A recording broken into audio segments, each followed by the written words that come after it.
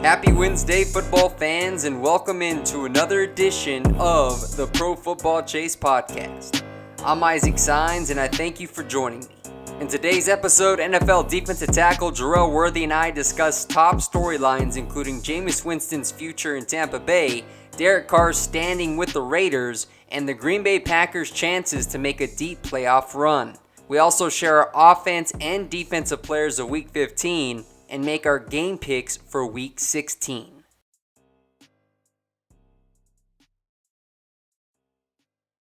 This is the Pro Football Chase podcast, a podcast that has featured interviews with Rams wide receiver Robert Woods. To reach 1,000 yards, and last year unfortunately I got hurt midway in the season, but other than that, just working and grinding to get to this point, and finally broke it with a lot of games left. Packers wide receiver Marquez Valdez-Scantling. Just the fact that we got a all-pro on the other side of the ball, in Devontae. So when you got a guy like that, that's just going to get the main focus. Obviously, people start to know my name a little bit after I made a few plays here and there. Broncos offensive guard Ronald Leary. It would either have to be a counter or a pin and pull play when we get on the edge and run. I think it's always impressive when big guys can get out that stance and move and hit somebody. And rising stars Dalton Risner, Charles Amenahu, and Jawan Williams. This is a podcast that offers player perspectives from some well-decorated veterans, including T.J. Houshmandzadeh. And people will say, "Oh, well, is Dak Prescott a franchise quarterback? Look at his record. It tells you he is. Oh, he has a great defense. He has Ezekiel Elliott. You tell me a quarterback in the entire NFL that's not Tom Brady that does more with less." Game previews, recaps, and analysis. Turn the volume up. The chase is on, and the chase is live.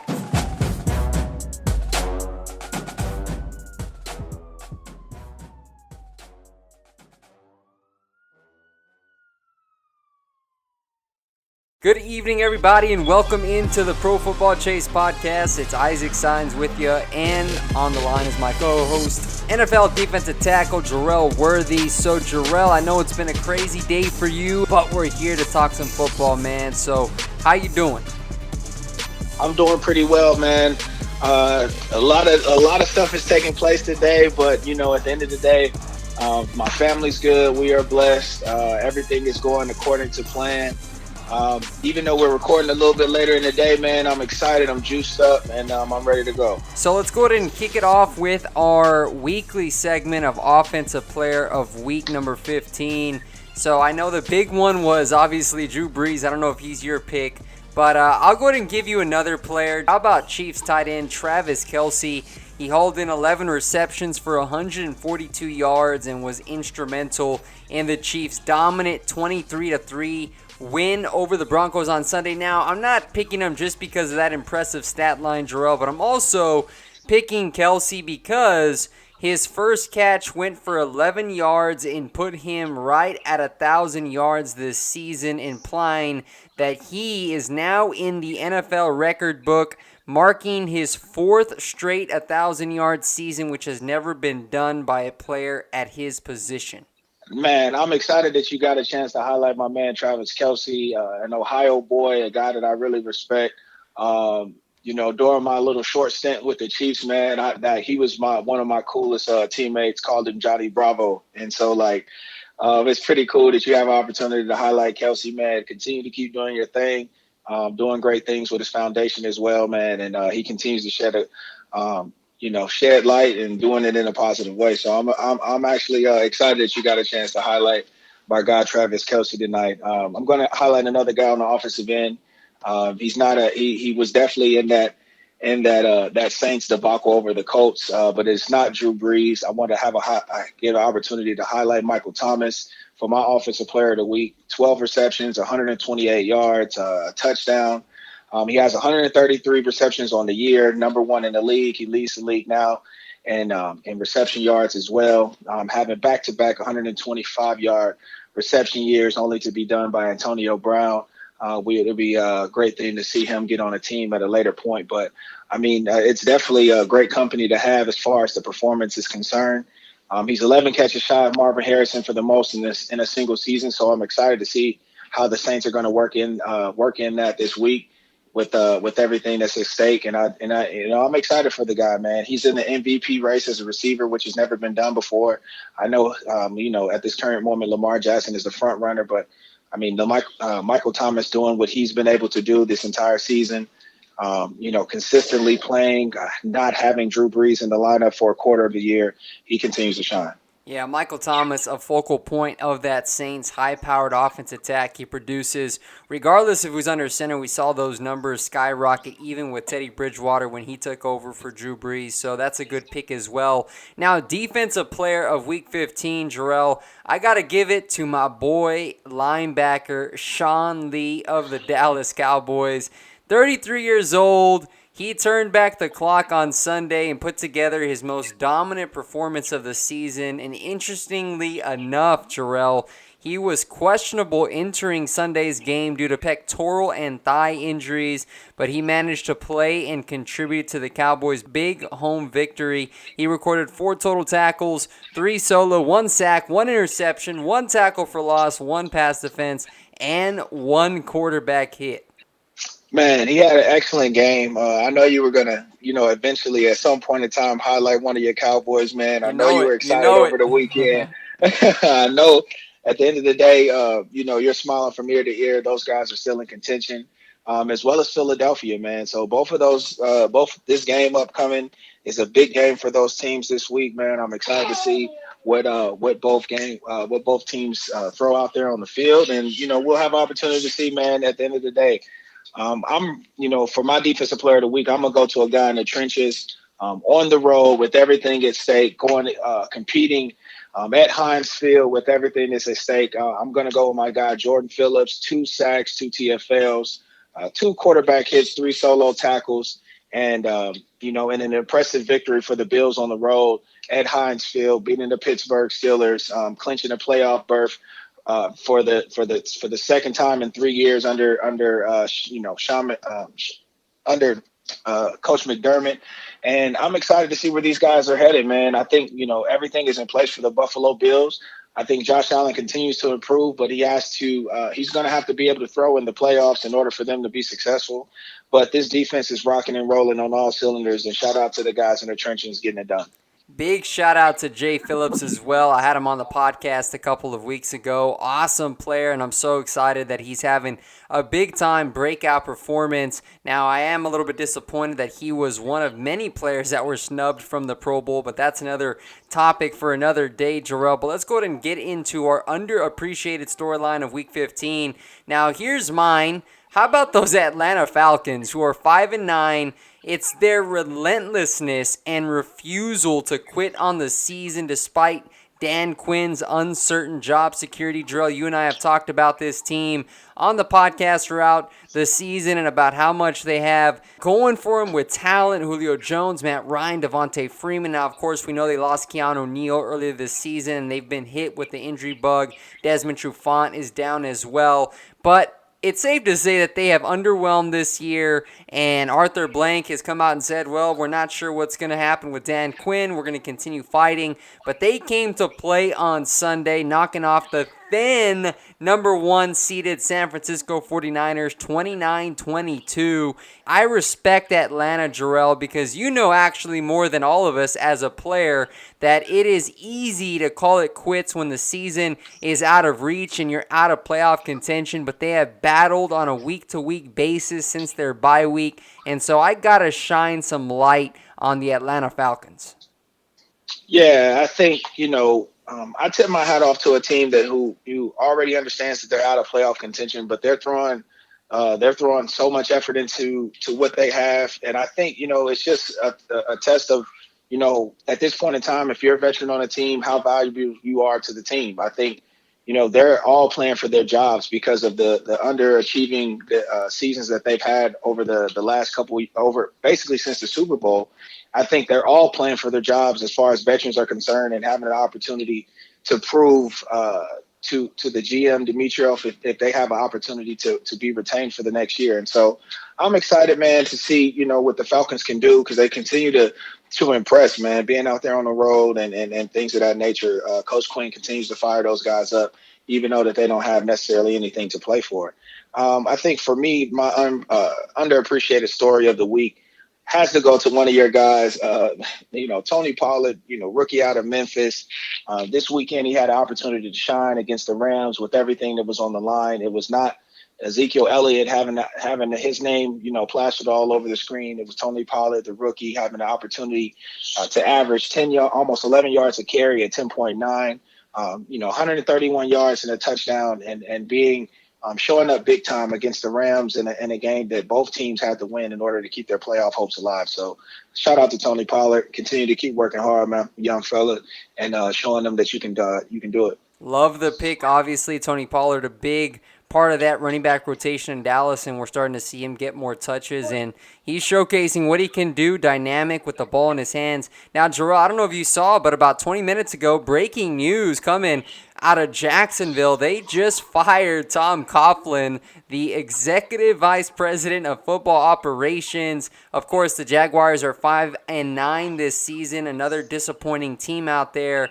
As you saw a couple of days ago, the NFLPA won a grievance over the Jaguars for their violations in the offseason of 2018, where they fined Dante Fowler an immense amount of money for missing treatments that the Jaguars were saying were mandatory, although in the collective bargaining agreement, they were not permitted to label them as mandatory. Therefore, all the money that they were fining Fowler turned out to be wrong. And so NFLPA won the grievance, and it was sent public earlier this week. So this is just a couple of days after that, Jerel. And now all of a sudden, the 73-year-old legend in the coaching realm is out in Jacksonville.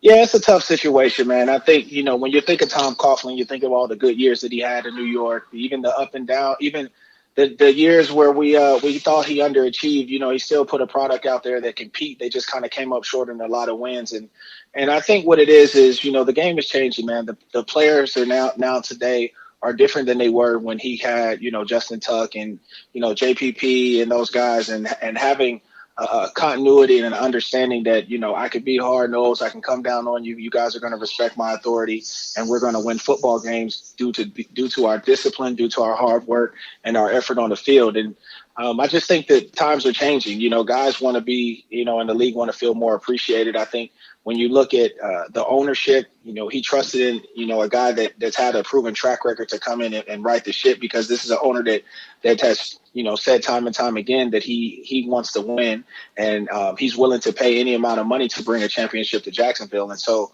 you bring in a guy like Tom Coughlin, a guy that has this pedigree and this this prestige next to his name. I think it is a testament to Khan and having wanting to win so bad. But at the end of the day, man, this is a new age of player, man. They want to be respected more. They're more outspoken than they used to be in the past, and they're not just going to accept. They're not going to just accept being fined year in, year out, and having an opportunity to just take it on the chin like older players would do. And so, times have changed, man. And I think Tom Coughlin has to adapt to that in order for him to be able to be around in a GM role or any type of executive role where he's operating and communicating with the players. I agree with you there, and I actually think Coughlin is done with football as far as front office jobs. I think he's going to go officially retire from the game, spend time with his family, so I think it was mutually beneficial for both sides to move on here. But let's go ahead and get into our fact fiction, Jerel. First topic here has to do with Jameis Winston. I know you were a teammate of his for a little bit there in Tampa Bay, and he has been one of the most scrutinized figures in the NFL because, man, he can go off for 450 yards and 5 touchdowns, but turnovers continue to be his Achilles heel. And so here's a statement, Jerel. I'll toss it to you first to hear your take. Jameis Winston has shown enough in 2019 to earn a contract extension from the Buccaneers after this season. Fact or fiction? I would warrant it fact. I think, if I'm Bruce Arians, I see what, the kid can do in my system. for his first year. I think at the end of the day, he's going to be a turnover machine, and you have to have an opportunity to correct that. But I think if I'm a GM, if I'm looking at it from a long-term standpoint, I think I'm going to go the Kirk Cousins measure, and I would franchise him. I think I would give him an opportunity next year to see what he can do, if he can limit his interceptions. I mean, because when you think about it, the kid's gone for over 4,000 yards in 3 of his first 5 years. So I think at the end of the day, that the statistics are there. He has big-time talent. That he can take an offense and lead them down the field and continues to score and score a lot of touchdowns. But I think that, obviously the daunting stat is the 82 interceptions in 5 years. And I think that is just that is a horrible statistic for a guy that wants to have an opportunity to be a franchise quarterback and leading the league this year with 24. I mean, he has more interceptions than Russell Wilson, Tom Brady, Patrick Mahomes, and Aaron Rodgers all put together.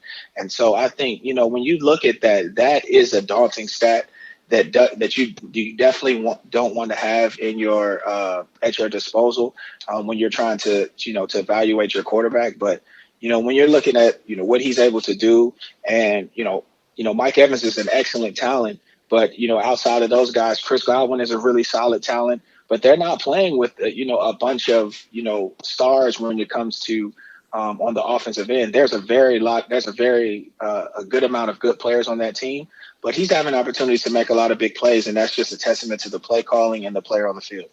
I'm going to say fact to this statement as well. I know Jameis Winston, we talk about it. He's polarized, and those 24 interceptions, really, there's no excuse for them. But he is in year number 1 with Bruce Arians at the helm, Byron Leftwich, the emerging coaching candidate that's going up the charts, that Bruce Arians himself said he expects Leftwich to be in contention for head coaching jobs in the next couple of years. And so he's working with Leftwich. And you look at the positives, Jerel, and they far outweigh the negatives. You look at NFL history. Winston became the first quarterback in the league to throw for 450-plus yards in back-to-back games. He's the number 1 overall pick of 2015, so he's had a big-time target on his back for many of these years that he's been up and down, roller coaster type seasons for Jameis Winston, and he got off to a rocky start. But when you look at the grand scheme of things, you talked about it, 4,573 yards, leading the NFL in that category, 30 touchdowns. I know he's got a 61.7 completion percentage, but he has engineered a Tampa offensive unit that ranks 3rd in total offense, 1st in pass offense. And so I think he's shown enough, Jerel, because simply, if you don't bring him back, whether it's a franchise tag or a multi-year contract extension, where else is Tampa Bay going to go? I mean, it's not easy to find a future franchise quarterback, whether that be in the draft or maybe they want to explore their options in free agency with a guy like Teddy Bridgewater. Whatever the case is, I think Winston, he has deserved another opportunity in Tampa Bay. And I will say this, Jerel, because you mentioned Mike Evans and Chris Godwin. I think he can really help his turnover issue if Tampa Bay gives him a real bell cow running back. I know they have Peyton Barber, they have Ronald Jones, who's shown some positive signs this season, but how about maybe acquiring Bruce Arians' old guy, David Johnson from Arizona this offseason, who could be on the outs there because he does not fit Cliff Kingsbury's offensive system. Get Winston a type of back like David Johnson, or maybe they go and sign Melvin Gordon in free agency. He's going to be a free agent in March, but give him a big-time threat where defenses are going to have to load the box to stop a vital running back that's going to help Jameis Winston have better looks down the field. Yeah, they definitely need to improve their running game up front. They've had flashes in the pan this year where they've showed that they're capable of running the football. But I think at the end of the day, they have to improve their guard play up front. They have to have big bruisers to come in to be able to control those defensive tackles in order to set up the play action pass and ultimately those big convincing runs down the field. And I think at the end of the day, man, it all comes down to Jameis Winston and his decision making. He has to make better decisions. We all know that the talent is there. We all know that he has opportunity to stretch the field with any type of personnel that he has on the field. But, I mean, if you're a leader, you're the guy at the helm, we have to be able to trust you. We don't want to go into the game knowing that you're going to be throwing 2 interceptions on the other side of the ball, knowing that you're going to put us in tight situations, but we just don't know at what point in time during the game. And I think at the end of the day, on his end, he has to be more accountable. I know that we're excited to see, that he had a lot of success as far as statistical, as far as stats go this year under Bruce Arians. But obviously, like I said, man, 82 interceptions over 5 years is a real big red flag on my account. And so I think at the end of the day, they have to come to some type of agreement. And I think, franchising him and giving him an opportunity to prove himself one more time around in my system with less errors, and then I would think about extending him. All right, let's go to move on to our next fact fiction statement, Jerel. And it has to do with another quarterback that has a murky future ahead of him. It's Derek Carr with the Raiders. We know that they played their final game in the Coliseum on Sunday. Ugly sight with fans booing Derek Carr and the Raiders off the field after they blew one to Gardner Minshew, losing 20-16. Frustration is mounting. Fans are clamoring for change as they get ready to move to Las Vegas. So here's the statement. The Raiders should move on from Derek Carr and acquire a new signal caller ahead of their upcoming move to Vegas. Fact or fiction? I personally would say fiction. I mean, I don't necessarily see any other veteran out there in the free agent market, unless you're trying to trade for a guy like Cam Newton, that would be, an acceptable replacement for Derek Carr. I think when you look at, the transition that he has to have, he's had, different offensive coordinators over the last couple of years. I think at the end of the day, he's shown that he's had capable seasons of having big stats and making big plays. I mean, he's been on track to throw for 4,000 yards, 4 times in his career. And, he's done it once. One statistical year, 2016, he had 3,937 yards. That's essentially 400. That's essentially 4,000. The year before that, he had 3,987. So that's essentially 4,000. I mean, this kid is capable of doing the things that is required in order to lead this team. But I think, it's shown when he had the proper personnel around him, and they were and the Raiders were big bruisers up front with the play action pass and the big guys that they were throwing to downfield. Then he definitely can make some unbelievable throws. I think John Gruden has to move forward and give him another opportunity in order to make an impact on his team. And I think he's just getting started. And he'll have an opportunity to put some pieces around him in the upcoming draft. I'm going to say fact to that statement. I do think the Raiders should move on from Derek Carr this offseason. Now, I'm not knocking Derek Carr in any sense. I think he's a solid starting quarterback in the NFL, but he has not been the same since he had that leg fracture. He was putting together an MVP-type season, but since then, Jerel, he just seems very uneasy in the pocket. And let's just be real with it. I think John Gruden, since he took over the job with that big 10-year mega deal, I think he's had his eye on getting a quarterback of his choice to lead his organization, especially now as they're moving to Vegas. Excitement's at an all-time high. And Derek Carr, look, 14 starts this season. He's thrown for 3,372 yards, which is 14th in the NFL, 19 touchdowns, 8 interceptions, career high 70.0 completion percentage. Now, that's because a lot of his passes are checkdowns to his running back, so he has a high completion percentage. But the main gripe with him, Jerel, he just does not consistently stretch the field enough. They gave him some weapons, Tyrell Williams, of course, Antonio Brown. We know how that ended up.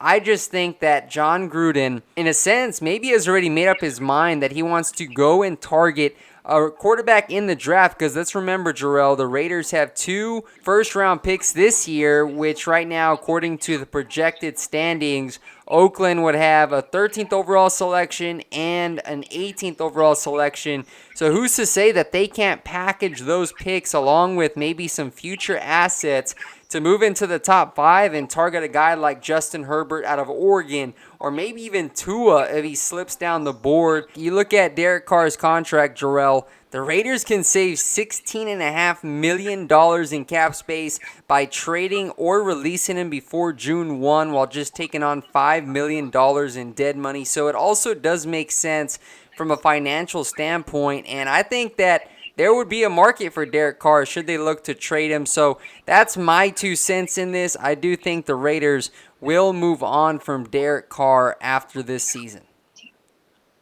Yeah, it would be really interesting to see. Obviously, John Gruden and Mike Mayock have been doing things a little bit differently over there. But the picks that they've brought in have been, they've definitely shown that they've been capable. Obviously Trent Brown's making it back to the Pro Bowl.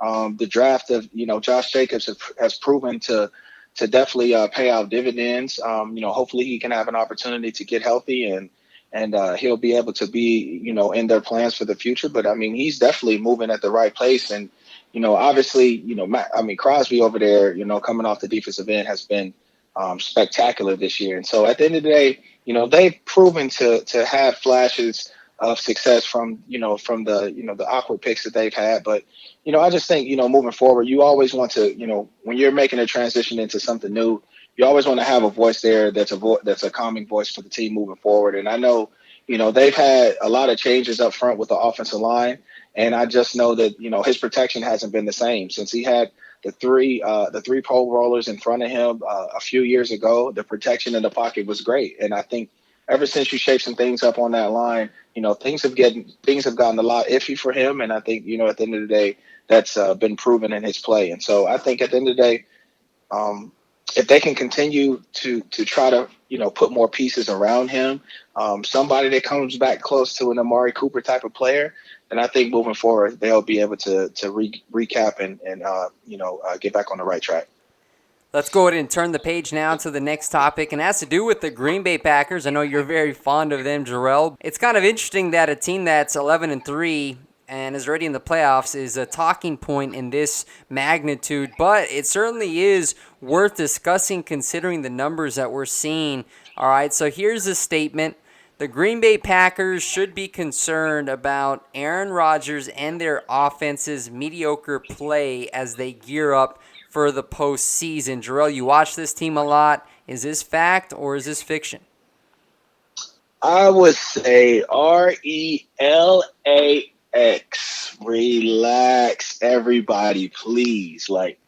I think at the end of the day, Aaron Rodgers isn't the person that we really need to be worried about. I think, his play has been, up and down this year. It hasn't been that big statistical year that we've all been seeing from Aaron Rodgers. But look at where we are. The Packers are 11-3. They are number one in their division. They're moving forward. They have an opportunity to clinch a home playoff game, and the opportunity to be one of the top two teams in their division when it's all said and done. And so I think, his health and the things that they've been able to do offensively this year has proven to be a working formula for them. They're feeding the ball to Aaron Jones. They're having a balance between run and pass. And although it hasn't been, big gains, we've had opportunities to keep Aaron Rodgers free, out of harm's way. And, because there's been injuries on the offensive line this year, and there's been some inconsistencies in the interior. And so I think with everything that they've been facing, I think, the quarterback position is not the one that, that people needs to be worried about. It's whether or not the offensive line can hold up their end of the bargain, and can the defense and special teams come up with a big play late in the games, because we've seen before Aaron Rodgers makes so many spectacular plays in many clutch games. And there's been fumbles on the defense, and there's been slip-ups in a special teams in the special teams game going all the way back to Seattle. And so I think at the end of the day, it's going to be the defense and special teams that's going to have to come up big time for this team to win, because I think if you have the ball in Aaron Rodgers' hands late, he's going to make the right play. I'm going to oppose you again, Jerel. I'm going to say fact to that statement. I think there should be some concern. Obviously, we're not going to be panicking here because, as I preluded with, the Packers are already in the playoffs, 11-3. They got a big-time showdown coming up against the Minnesota Vikings. That's going to determine who wins the division. But, Jerel, look, this defense, I know they got the Smith brothers coming off the edge. Those guys are very lethal, and they've been very productive. But I am still not sold on the Green Bay defense as a whole, which is why I think there needs to be some concern about their offense and their ability to efficiently score the ball once the playoffs come around. Because you look at what they were able to do in the first 10 games, talking about Aaron Rodgers, 64.8% of his passes were being completed, average yards per attempt, 7.83, and an exceptional passer rating of 102.7, However, in the last 4 games, which dates back to that ugly loss to the 49ers, Rodgers has completed just 59.1% of his passes with an average yards per attempt of just 5.87, which ranks 30th in the NFL. And so that is troubling. You look on Sunday against the Bears, they were up 21-3, but then they squandered an opportunity to put them away. The final was 21-13 to Chicago, which we know Mitchell Trubisky and that Chicago offense, they have been up and down this year. So I think there are some issues, and even Aaron Rodgers, Jerel, has even addressed this in the media, saying, yeah, I understand we're playing very ugly football. Of course, it's translating to wins, right? So at the end of the day, it's okay. But there should be some pause for Matt LaFleur and the first-year head coach, because once they get into the playoffs, Jerel, they're going to have to be playing teams like San Francisco again, who took it to them there in Santa Clara. You're looking at Minnesota maybe, Seattle. So I'm just saying, in order for them to hang with those type of teams in the NFC, their offense, along with Aaron Rodgers, they're going to have to find a way to hit a hot streak. Yeah, I can see your concerns, man. I mean, they're the 21st ranked offense, 23rd ranked defense. But I think at the end of the day, man, you know, being able to win those tight, close, gritty games are the ones that makes, you know, builds continuity between your team. You build confidence. You understand, you know, what this person is capable of when the game is on the line. And I think, you know, time and time again, from the Hail Marys to the sideline plays to the to the, you know, consistent fourth down, you know, conversions that Aaron Rodgers has done over the years. I've seen them from my own eyes. Like, this isn't a guy that we are going to have to worry about moving forward. I think it's obviously going to be the consistency with his receivers. It's going to be the consistency with his offensive line. Can they stop the run in the playoffs in the interior game? Because we have no questions about the guys on the outside. But is the defensive line going to be able to help Kenny Clark in the middle? And is the secondary going to be able to play man coverage late in the game in order for them to make the big play? And so those are my questions and concerns for the Packers moving forward. But as far as scoring points, I don't think the Packers are going to have an issue with those. Well, we will see how it unfolds the final 2 weeks of the regular season. And that is a perfect segue, Jerel, because now we get to talk about some of these Week 16 matchups and give our picks. We're going to have football on Saturday, so how about it? No more college football, so it's a little bit of a sad time, but hey, we get football a day early in the NFL, man, so I am not complaining. Let's go ahead and kick it off, man. First game on Saturday, Texans at the Buccaneers. We saw the Texans pull off a big-time victory at Tennessee, and so now they're hanging on to that top spot, taking on a red-hot Bucs team that's on a 4-game win streak. This is in Tampa Bay. Who are you taking? Man, this is actually a very tough pick for me because how, you know, the Bucs have been performing offensively and how terrible the Texans look in their secondary.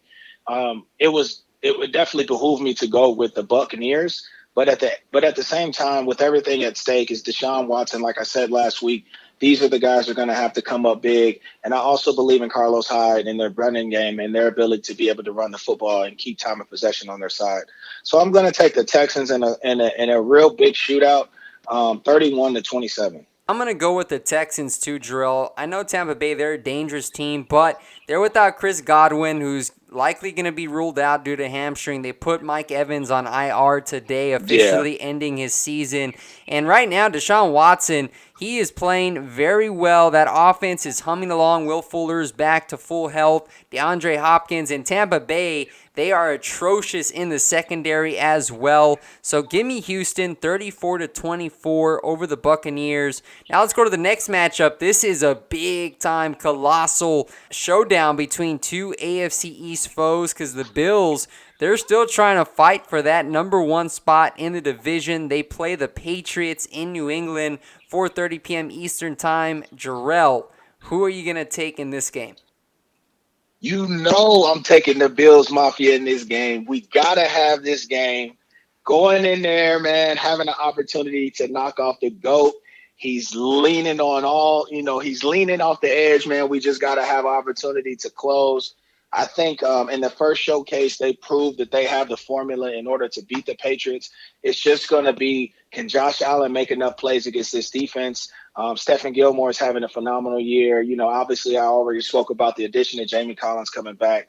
It's going to be, I think it's going to be a bloodbath and a battle, man. And I know Sean McDermott is hyping these guys up all week.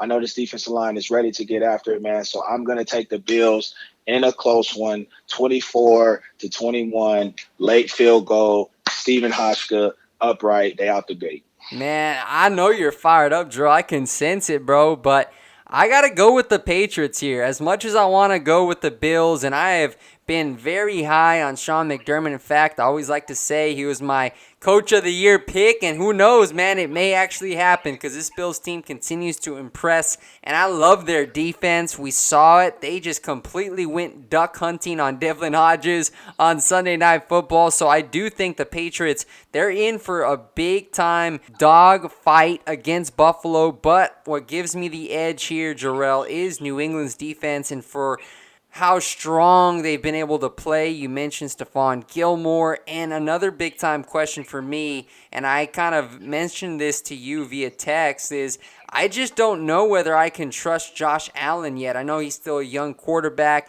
I don't know if he's going to consistently show up on the big stages. What can he do with his arm? We know he has the talent, but because he's such a wild card at this point in his career, I got to give it to the Patriots. They're at home. You know they're going to be rowdy. It's going to be loud. I look for New England to take it 20-13 in a low-scoring game. So looking forward to seeing that one, Jerel. But how about the triple-header game on Saturday night?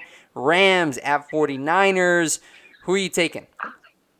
I'm going to take the 49ers, man. I mean, the Rams have nothing else really to play for. I think the Rams are definitely on their way out. They're going to have to try to find a way to revamp this team with not having a lot of wiggle room going into the offseason. And so I'm going to take the 49ers to get back on track. They're back at home. I wanted to say Candlestick Park at first, man. Shout out to the old stadium, man, because that was a great place to play. But they're going to be rocking and rolling, man, and I'm going to take the 49ers, man, and I'm taking them to win 34-17. Same here. I'm going to roll with the Niners. I think their defense comes up to play angry. I know they're going to get Richard Sherman back, who is out against Atlanta. This is a big-time a vengeance game for San Francisco. They understand the importance of the seeding, and I have them taking it to the Rams by a score of 29-20 on Saturday night.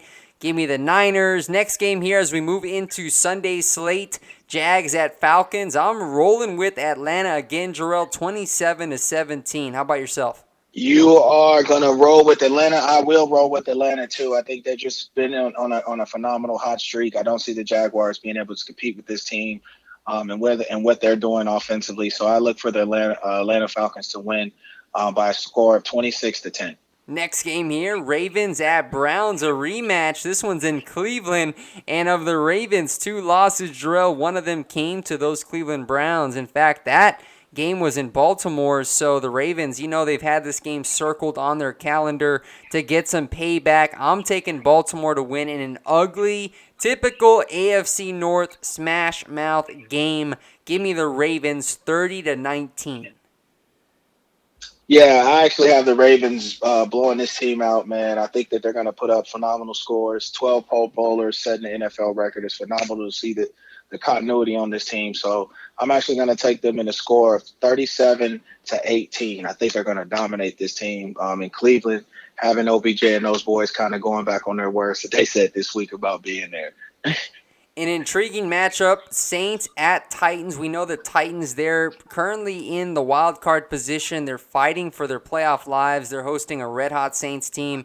This is a tough one to call. I'm going to give it to the Saints, though. From what I saw from Drew Brees on Monday night, I know that they were playing a Colts team that's injury depleted and out of the playoffs. And I will say that Tennessee's defense, those guys can play as well. So it's going to be a tough battle. But give me the Saints by 1 touchdown. 24-17. Man, I actually have this in a low-scoring game. For some reason, I know that, the Saints have looked great offensively. I look for Michael Thomas to go again for over 100 yards. I think he's going to have opportunity to do some great things, but I think this is going to be a low-scoring game, man. In Tennessee, late, We got the snow rolling in with a lot of these states now, and so I think they're going to have opportunity to take advantage with the Saints. And so I have them winning in a score. I have the Saints winning in a low score of 18-13. We're both rolling with the Saints. Panthers at Colts, both teams eliminated from playoff contention. We're going to see Will Greer start for the Panthers, a third-round pick out of West Virginia. I don't think it's enough in his debut to get him a win. Give me the Colts. I like for them to bounce back after an embarrassing Monday night loss, 34-7 to the Saints. I have them winning by a field goal over Carolina, 24-21. Man, I actually like Will Greer, man. I like the way he had the way he was slinging the football in West Virginia. The kid's got a lot of moxie and a lot of grit, man. And I think at the end of the day, he has an opportunity to impress the coaches and the ownership moving forward. And I think at the end of the day, he's got nothing to lose. So I mean, why go out there and sling it? So I actually have the Panthers winning this one, man. I think they're going to have an opportunity to win 27-21. Bengals at Dolphins, the Tank Bowl, man. What we've been waiting for, Jerel. Man, this is another game that we must see on national television, so it's unfortunate that we're not all going to see it. Dolphins, Bengals, I have Ryan Fitzpatrick coming through with a big-time game again, 31-23 Fins. Man, I'm going to go with a tie 0-0. Both teams. No, I'm just joking, bro. Nah. I like Fitz, man. I like what they're doing, man. I know the Bengals want that number 1 overall pick, and they want to get Joe Burrow. So I know that they're not going to really be out there trying to compete. And so I think I look for Fitzmagic to have a great game, and I think the Dolphins are going to pull this one out. On we go. Steelers at Jets. Duck Hodges will be under center for Pittsburgh again. I think this Pittsburgh defense has an absolute turnover party against the Jets and Sam Darnold, even though they're going to be in New York. Give me the Steelers to win in a relatively low-scoring game, 20-14. I actually think the Steelers are going to win in a blowout. I think they're going to be licking their chops to get back at my homeboy, Le'Veon. And I think it's going to be a great game, man. I think the Steelers are going to be angry coming off that loss at home because they rarely lose at home. And so Mike Tomlin's going to have these guys ready to play, and I think it's going to be a blowout. Giants at Redskins, another battle of 2-3 win teams here. The Redskins, despite their continued losses, they actually been playing some pretty good football under Bill Callahan. They're getting to the run, so I think they're going to beat the Giants. Daniel Jones should be back for New York. I like Washington and Dwayne Haskins to take it 24-10. Yeah, I too like this game, man. Only for the running back position. Obviously Saquon Barkley, and Adrian Peterson, what he's been able to accomplish over his career. Not necessarily having the team success that he wants, but individually he's been able to continue moving up the depth charts as far as the rushing leaders and touchdown leaders are concerned. And so I look for this to be a game that's over pretty quickly with the run game. And so I'm going to take the Redskins at home. Lions at Broncos. I have Denver bouncing back after losing to Kansas City. I like Drew Lock, Cortland Sutton, that potential young team under Vic Fangio, 28-17 over Detroit. Yeah, too. I'm gonna roll with Drew Lock and the guys out in Denver. I think that obviously the weather is going to play a factor. The Lions aren't used to coming out that dome a lot, man. So we'll have opportunity to see what they're made of, and so I like the Denver Broncos to win by a couple touchdowns, 24-10. Raiders at Chargers. Give me the Chargers, 26-20. They're back at home, and again, these are two teams that have really underwhelmed. I think the Chargers more so than the Raiders. Raiders are a very young team. I like Phillip Rivers, man. Who knows what his future holds in L.A. after this season. He's a free agent. I think they're going to continue to play hard for him. 26-20, Bolts over the Raiders. Yeah, I'm going to take the Raiders, too. I think it's going to be a high-scoring affair. The Raiders just doesn't seem to be one to play for much anymore, and I know that they understand that it's going to be an overhaul this year, especially with the fan base and how they've been treating them. So I think the Chargers have a lot to play for as far as, their off-season jobs and, just showing respect to Phillip Rivers. So I look for the Chargers to win in this one as well. Big-time matchup to decide the NFC East, 4:25 p.m. Eastern Time in Philadelphia. Cowboys, Eagles. The Cowboys can clinch the NFC East if they can knock off the Eagles on Sunday. Jerel, who are you going to roll with here? Wow, this is a very tough game to call. just because in NFC East is always a toss-up. You never know who's going to actually have an opportunity to come and play. But I think I'm going to take Philadelphia in this one, man. I think with everything that they have going on, with all the injuries that they had going on, they continue to fight. They continue to keep moving forward. Dallas, with everything that they have to play for, I just think that Philadelphia's defensive line is going to come up big in this game. Their secondary can't hold up with the receivers of Dallas, but I think that their defensive line is going to have a chance to have a really big impact in this game. So I'm going to take Philadelphia in a close one by a field goal, 27-24, man. I think it's going to be a spectacular game, an exciting game. But I don't want you to cry after the game because I understand how much this means to you. And I just want to let you know, you can call me if you need someone to, talk to, bro, because this is going to be a slugfest. I don't know if you're ready for it. Jerel, I'm already shaking in my seat here, getting nervous for this game. And, I'm going to tell you two things. On the bright side, look, of course, I want the Cowboys to win, right? I want them to beat the Eagles. I cannot stand the Eagles. But on the other side, there's a silver lining, Jerel, that I have been telling you all season long.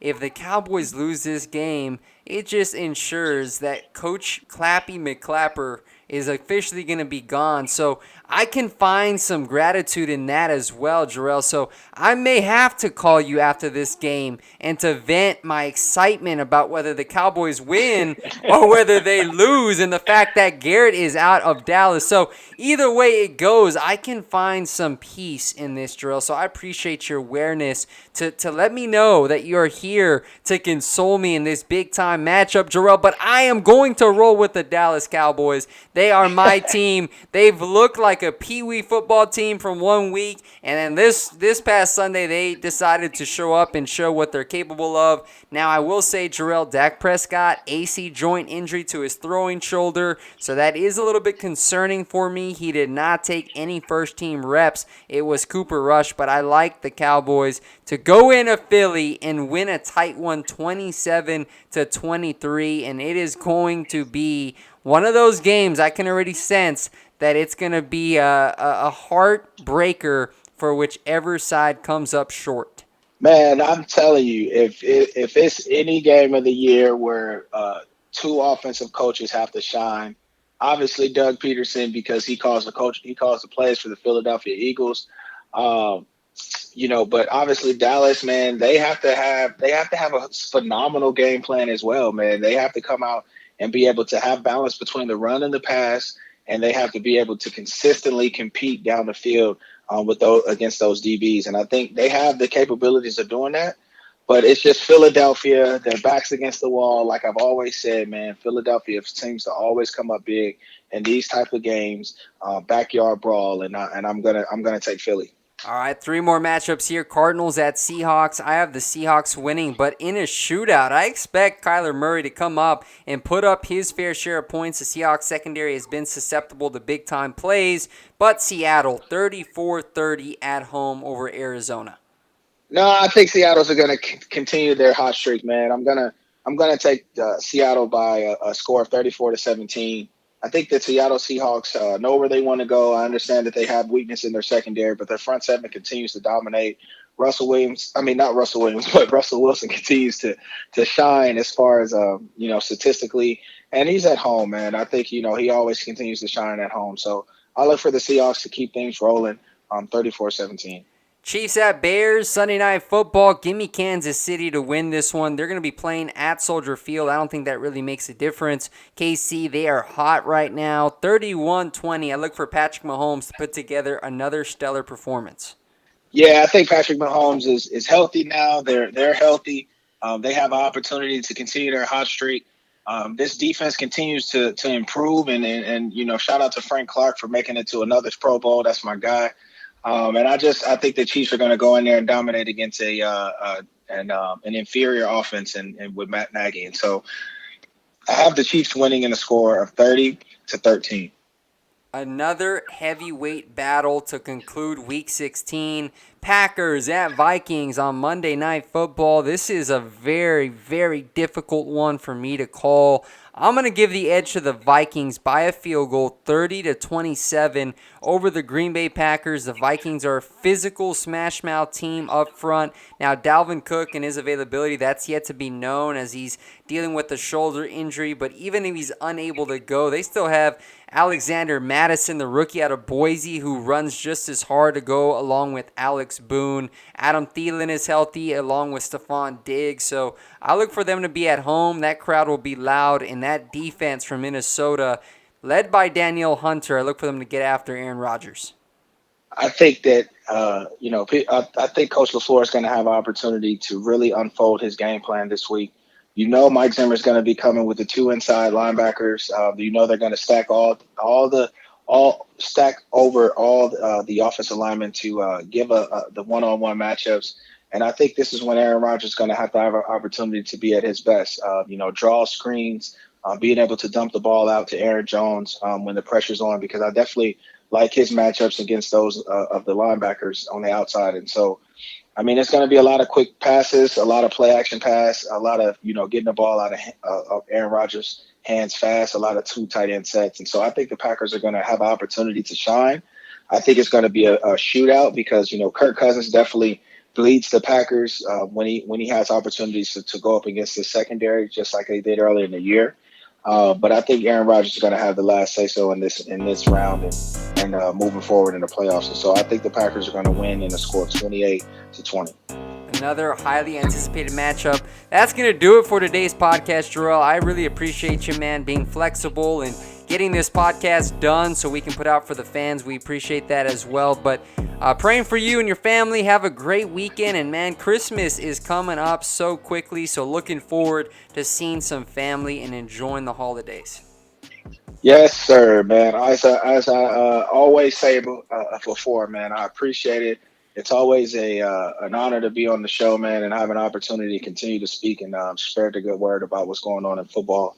And so Merry Christmas, Happy Holidays. Fans, we appreciate your support. Continue to send in those hot questions. And moving forward, we're excited. All right, bro. Take care and blessings to you.